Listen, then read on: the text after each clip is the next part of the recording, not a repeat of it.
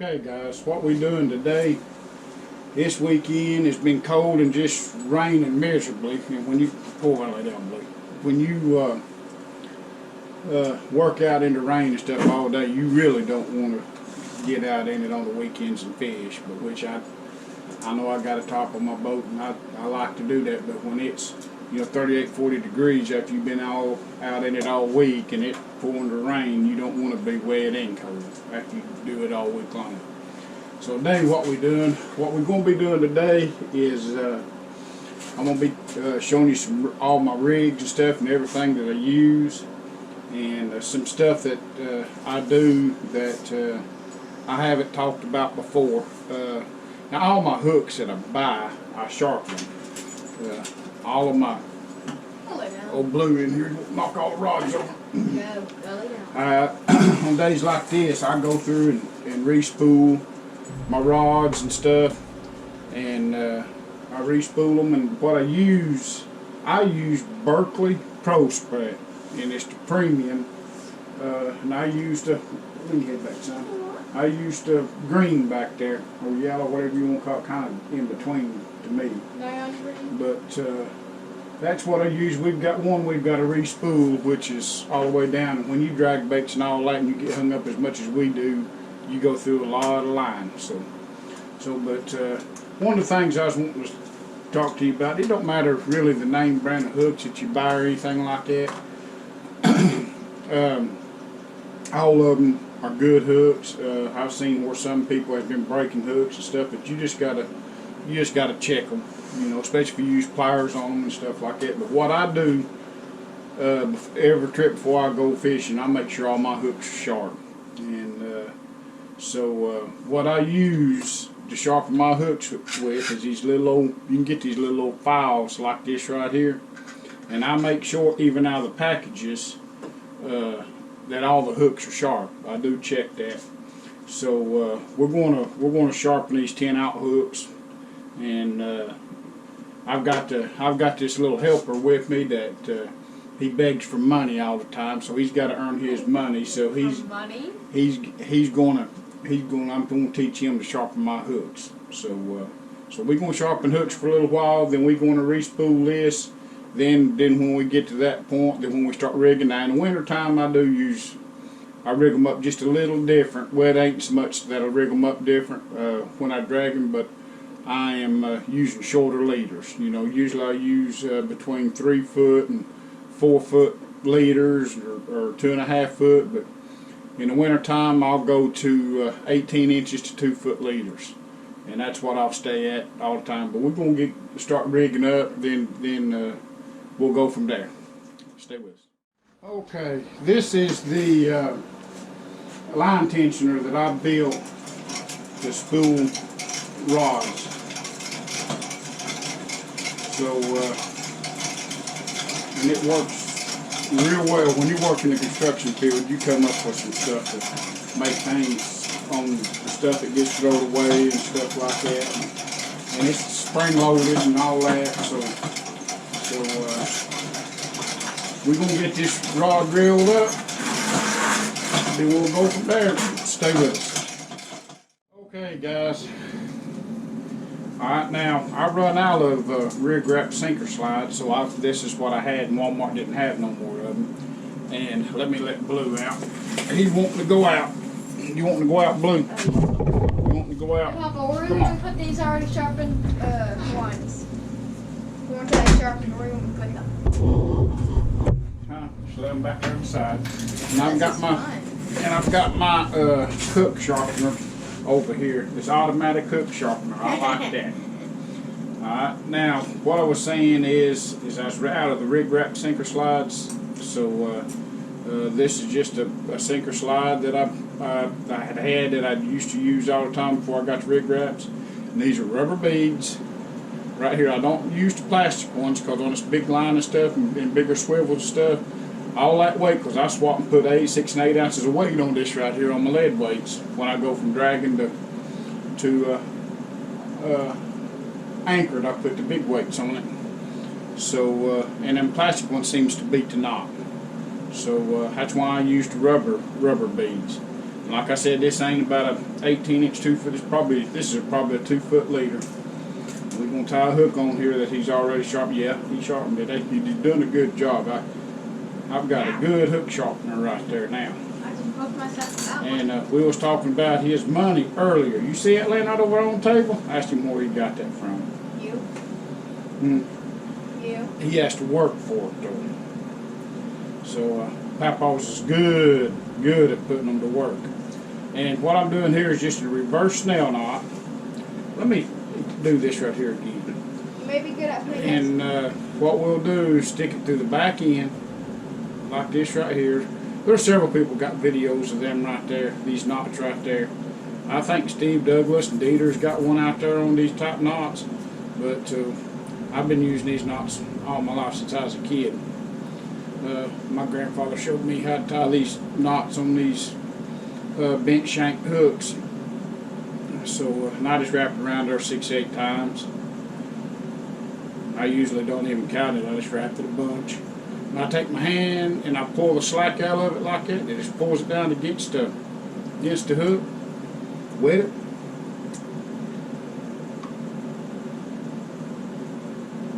And pull it tight. That way you know it ain't gonna go nowhere. And clip the excess off. I always use big fingernail clippers to clip all that excess off and all that. And now listen, I'm putting a peg float on.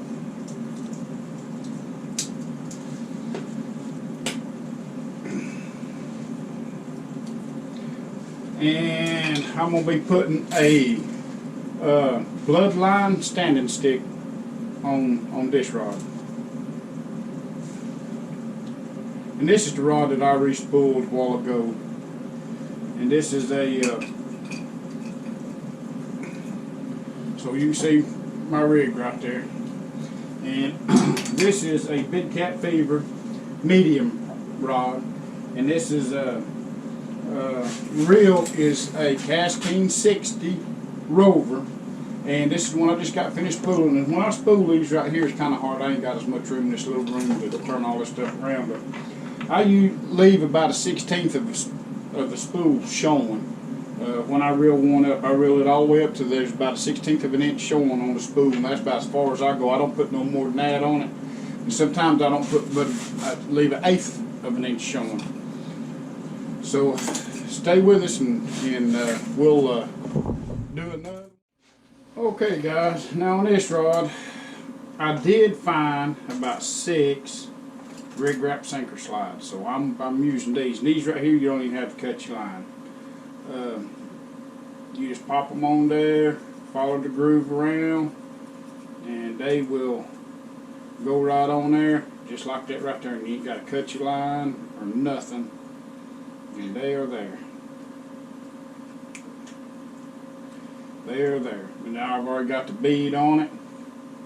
My hook sharpener give me a hook. Now I'm gonna be putting, as far as a float on this one, this is a peg float that Bloodline drift weights that's painted up with eyes and stuff on it. We're gonna try that. And right there. And they are the split peg floats, so you can get them on there. Guess who's knocking at the door? The dog. Let's let him in. That's the sharpest of them all. You want to use it. And so that's what we got on that. So, and also we are going to put a Bloodline. I think this is a 4-ounce weight right here. And these right here actually has got foam in them. They've got weight down here and foam down here. That way when they drag across the bottom, they're just like that right there. That explains why those will go down there. But these right here, like I said, it's got all the weight in the bottom. I think that's foam from what it feels like right there.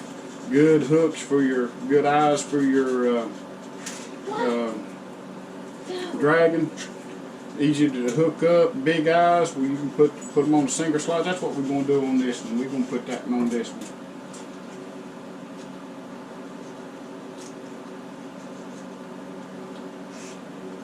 So there's another one. Wait, you're doing all of those? Huh? Bubble. Yep. Alright. And as you can see, we got shorter leaders on these, you know. So that right there would be a pretty good deal right there. I think we're gonna go fish Paul Reservoir. Supposed to clear up some over the weekend, and they'll be moving a bunch of water probably on the river, on Broad River, on Paul Reservoir over there below Monticello. So there's some big fish over there. So I think we're gonna go over, and our next tournament's gonna be over there. So I'm gonna go over and see if I can't put a big old slobber knocker in the boat. And I think there's a young man wanting to go with me, but see, he takes all my money. So stay with. Oh, and let me show you something here. When I'm catching bait, I like catching perch. This is my catfish boards right here, and what these right here, I kind of make them myself instead of buying them, because I make them as big as I want and everything. But these right here has got, I built these with brackets and stuff, and it's threaded and all that, and lock nuts down on that to mount lightning bug lights. And I tell you what, these are jam up lights. Look at that right there. Those are jam up lights, and people's asked me whether I'm going to sell these or not.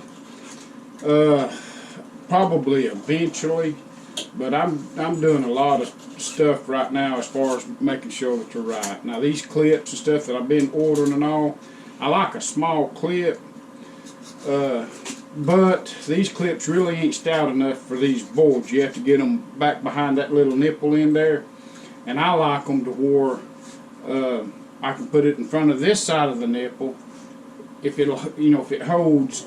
That way, when I do get a fish on, I can give the board a snatch and the line pops loose. So I've got to find me some planer board clips that's close to this size that's stout.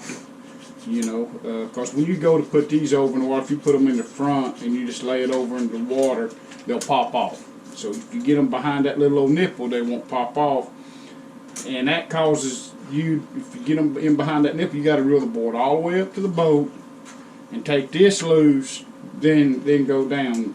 I might try the bigger clips, the bigger clips, and see how that they do, but I don't want a whole lot of drag in the water. So that's the boards and stuff that I make right there, and I'm experimenting with.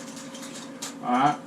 Now I do have these little boards that I make that I do when I'm perch fishing. Put 2 or 3 rods out with sabinky rigs on them, tip with a worm or a minnow or whatever, and you can just barely troll these coves and points and stuff like that on these little bitty boards. And I'll give some to some buddies of mine and stuff at Crappie Fish.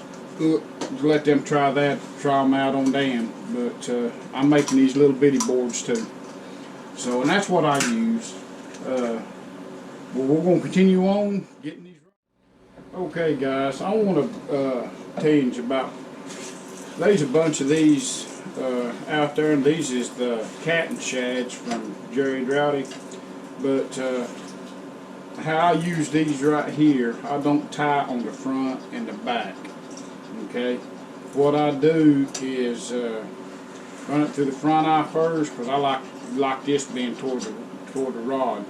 Now I take and run it through the middle eye on these things, but what I do is I'll run it through there twice. Okay, through the middle eye. I don't tie a knot. That saves from having a knot. And the only thing it is in our loop, then run it through the back one. And that way you can loosen this right here up, and you can adjust this thing up and down wherever that you need it. But when you got it looped, it'll lock it down where you need it. A buddy of mine has used a different brand. I don't know what brand it was he was using, but he had a knot here at the front and a knot at the back. And what had happened was he got on a big fish down at Santee, and this right here busted. And that's why I do mine like this. I quit tying knots in the front and the back, and I quit putting hooks just straight on the back. That way you just run them through there and you still got your rattle and it's still strong, and you just tie your hook on the end of it right there. So that might be something to think about if you use these rattles. Because I don't know exactly how that they made on the inside. I always thought they had a wire run through here to each one of these eyes. So apparently they don't. Apparently some of them don't. That ain't saying that all of them are like that. But just for safety's sake, I'll do it like that, and that way I can adjust it if I need to. So stay with us, and we'll continue right on. My hook sharpener over there is doing a good job. So after he does all these 10s, he's probably got 30 or 48s to do. Alright guys, well, we've got all them right there rigged up. All them rods right there with leaders and dragging weights and hooks and all that, and all of them are sharpened, and all the hooks in here are sharpened. So I hope that what you need to do though, each time you go fishing, you really need to change your leaders and stuff like that and check your lines, because that will cost you a big fish. I did find a couple of leaders that had knots in them and stuff. So I hope you enjoyed the video. If you liked it, hit like and subscribe, and we'll see you out on the water. We're going to try to see if we can make us a video come Sunday. Stay with us.